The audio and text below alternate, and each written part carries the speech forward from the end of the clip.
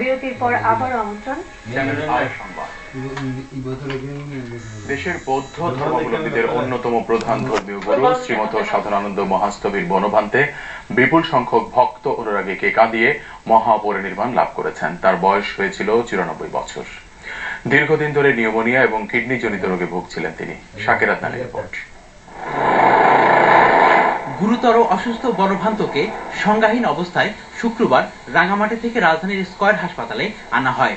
এরপর থেকেই তাকে লাইফ সাপোর্ট দিয়ে রাখা হয়। সোমবার বিকেল 3:57 শেষ নিঃশ্বাস ত্যাগ করেন তিনি।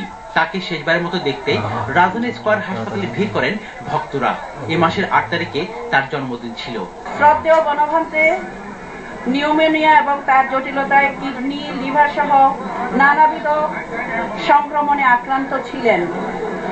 3:57 তিনি পরিনির্বাণ লাভ করেছেন। আমাদের ভাষায় যেটা আমাদের সিদ্ধ ঋদ্ধিবান মহাপুরুষ, তাদেরকে আমরা পরিনির্বাণ লাভ করেছেন বলি। তার মৃত্যুতে শোক নেমে আসে রাজনৈতিক, সামাজিক, সাংস্কৃতিক অঙ্গনেও।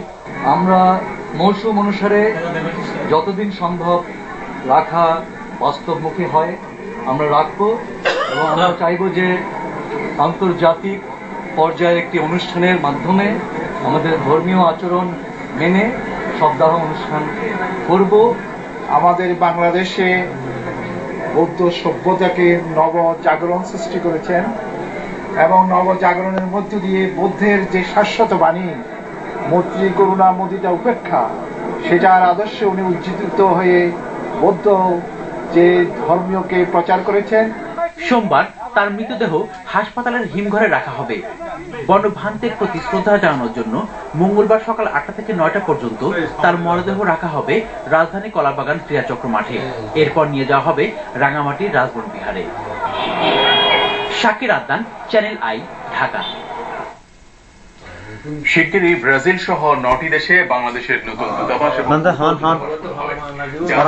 প্রশ্নোত্তর পর্বে পররাষ্ট্রমন্ত্রী ডাক্তার দীপু মনি জানিয়েছেন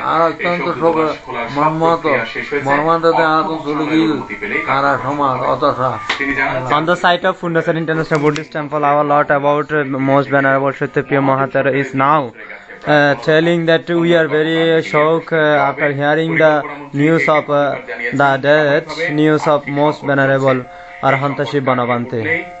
On the side of Maheshkari also blessed people are also shocked about the Banavante's death news.